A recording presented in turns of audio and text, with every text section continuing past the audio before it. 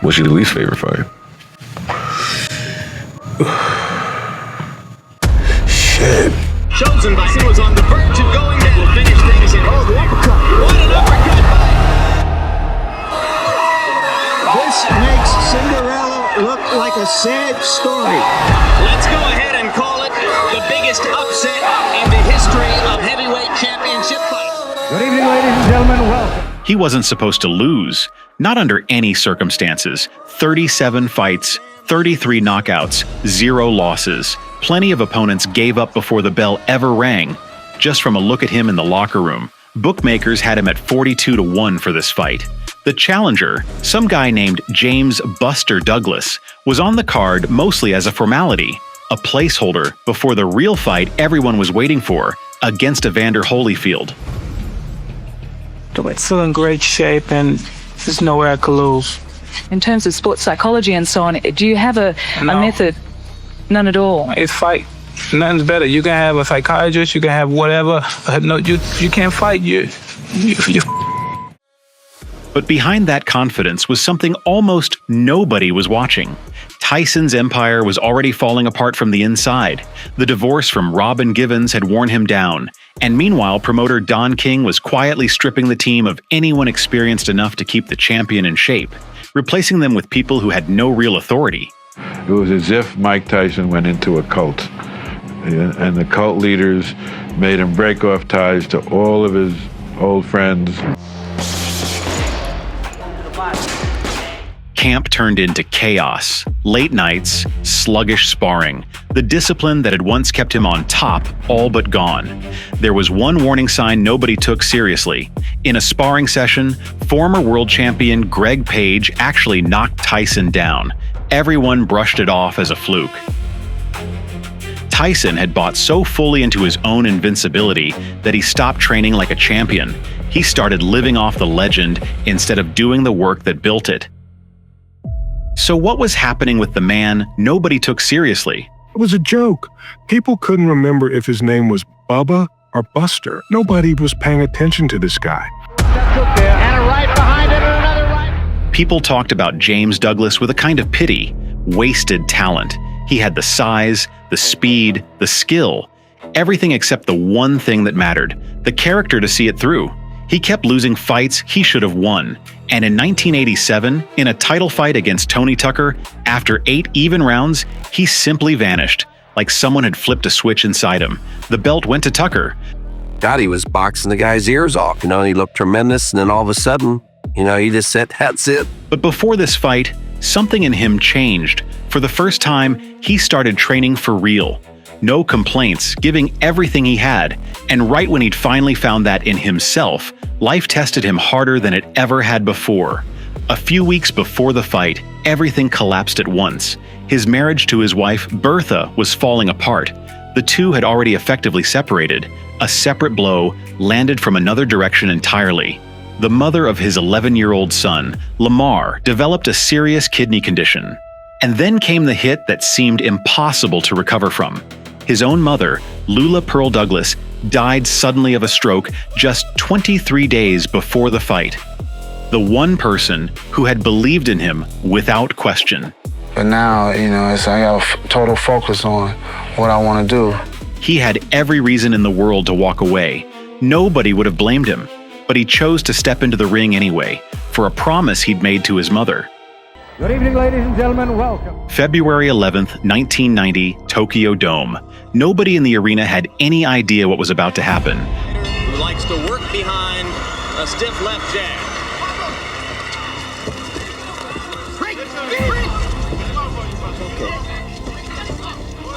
Keep in mind that Carl Williams looked pretty loose and relaxed against Tyson. Mike has not yet gone to the body against Douglas here. Well, the left jab.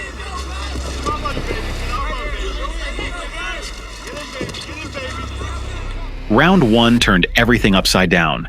Douglas immediately used his biggest edge, 12 extra inches of reach. He held distance with a long jab, never letting his opponent close in for the one punch that ends everything.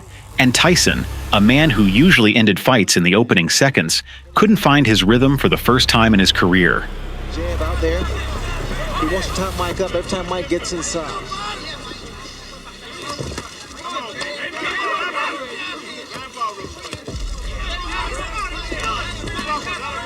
Now Tyson begins to step in behind the left jab. He landed twice. Hey. Both hits. With the left jab. So the left jab is the key weapon for Buster Douglas. In front of him too. Couple of right hands by Douglas. Tyson landing the jab again, and Mike misses with the right. With total fighters, Mike has to really work extra hard to get inside. And see, this is to Buster Douglas' advantage. Okay. Rushing Tyson.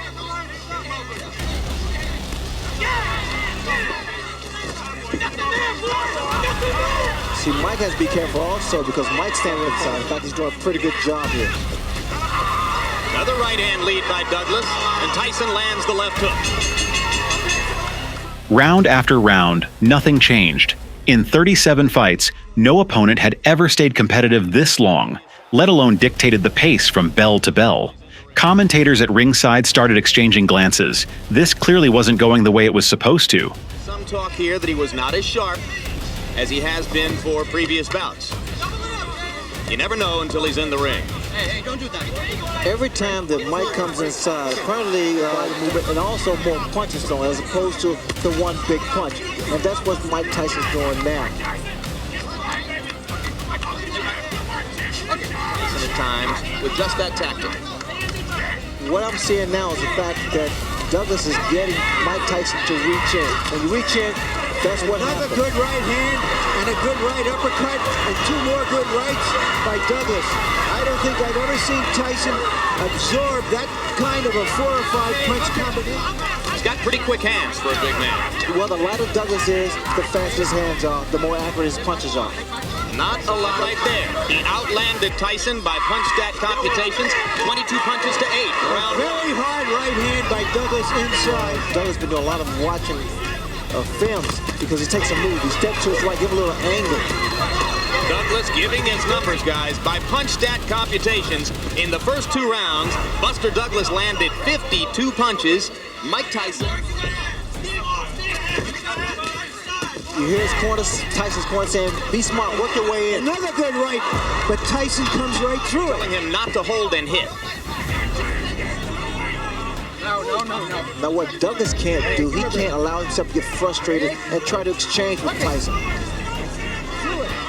Douglas still outlanding Tyson, out-throwing it. Okay. Again, Jim, the yellow from Tyson's corner is to work your way in, not to walk in there because that jeopardizes you, puts you in a lot of trouble. Douglas accurate with the jab.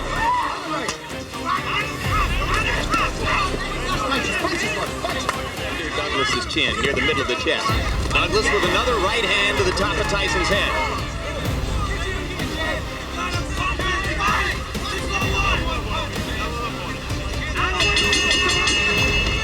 By round 4, it was obvious. This wasn't a tune-up. This was a real fight, and Tyson was losing it. Hasn't been with Mike Tyson that he's needed some answers from the corner. Let's see if he's got the right answer. They're trying to make him just fight, not things just don't click in. And maybe that's what he's feeling now. He's just not on. Well, we're in round 4, and a lot of ringside observers didn't expect the fight to go this far. There was an expression on Tyson's face, and I can relate to that because sometimes you get into the ring, Jim, you just...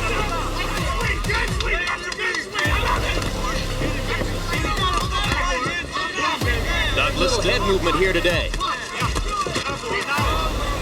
I wouldn't necessarily agree with that. Mike Tyson is Mike Tyson. Mike Tyson's a natural fighter.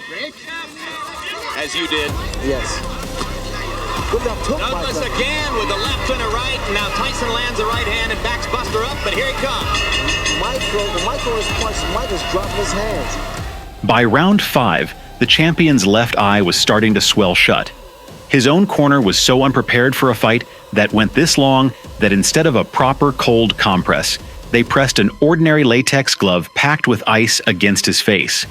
By the end of the night, the punch stats would say it all, 230 to 101 in the challenger's favor. That's the reason his corner is so petrified, because they see that Mike is...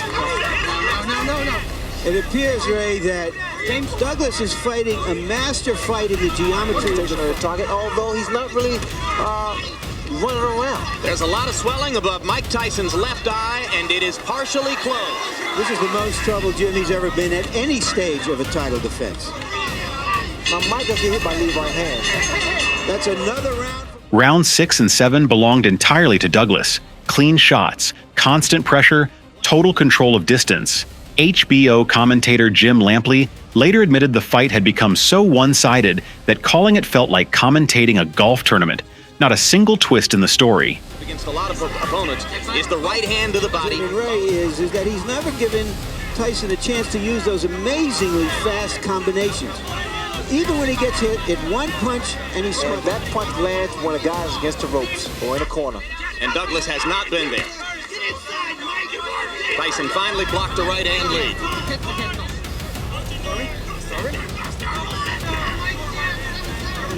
His great mentor, Cus D'Amato, used to tell him was, it's no virtue to get hit, keep your gloves up. And Mike Tyson in recent fights, which have been so easy for him, has forgotten that advice and has kept his hands down. Now you see he's held in the States. The crowd would be in an uproar right now. Here they are eerily silent. Douglas continues to outland.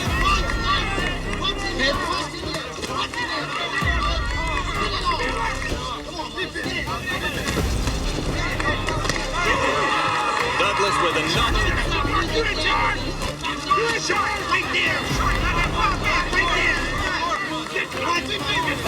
Tyson still leadless, partially connected.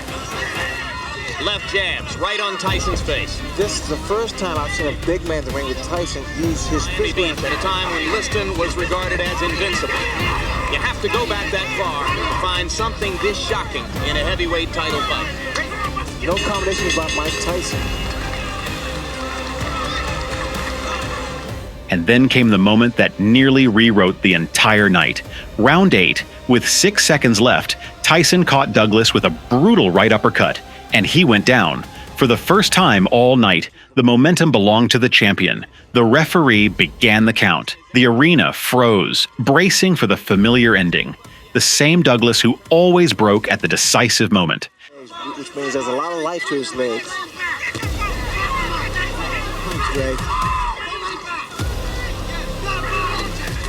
Well, there's just no question which is the more confident fighter now. You see how easily Douglas is dominating the action inside. And Tyson is holding on. I've never seen this happen before with Mike Tyson. He's always been an initiator. Hitting on the break, Moran didn't say a word to him about it. There's a little swelling under the left eye now of Mike Tyson. Still beating Tyson to the punch. Here he's against the ropes. I've never seen it. And there's a right hand uppercut, and down goes Douglas. As suddenly as that.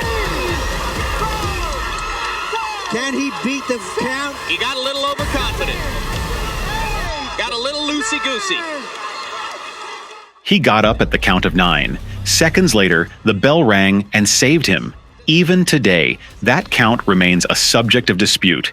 Many believe the referee gave Douglas more time than the rules allowed. Had the fight been stopped there, everything that followed might never have happened.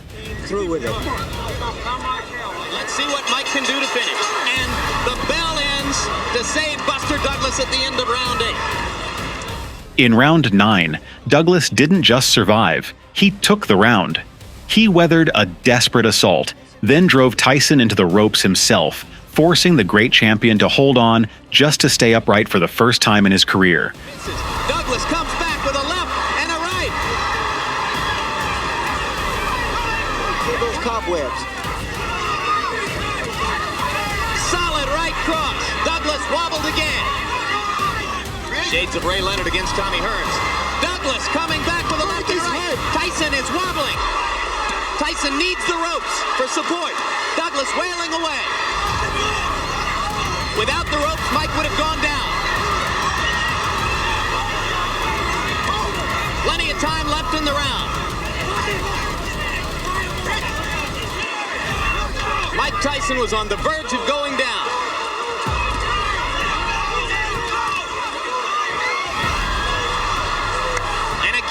champion wobbles back to the ropes.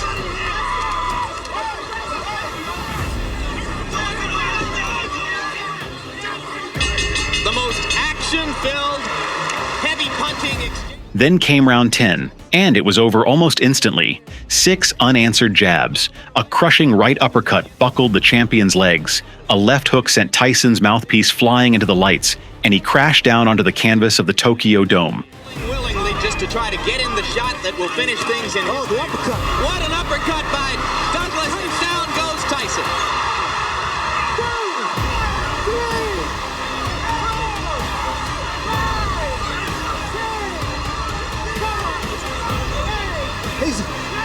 It's over. It's over. Mike Tyson has been knocked out. Unbelievable. And here we are, right back where we started. Tyson on all fours, blindly patting the floor for his mouthpiece. He finds it, tries to shove it in backwards, and still tries to get up. Referee Octavio Mayren counts all the way to 10. Let's go ahead and call it the biggest upset in the history of heavyweight championship fights. Say it now, gentlemen. James Buster Douglas, undisputed heavyweight champion of the world. Why did you win this fight that nobody on the planet gave you? His mother. In what Mother. way? God bless her heart. HBO Sports later admitted that across hundreds of broadcasts, no single moment had ever caught them so completely off guard. Don King tried to challenge the result, pointing to the long count in round 8. The appeal was rejected. Fighters lose. Most of your writers, the mature writers here, they're a lot older. They've been around a lot longer than I have in the fight business.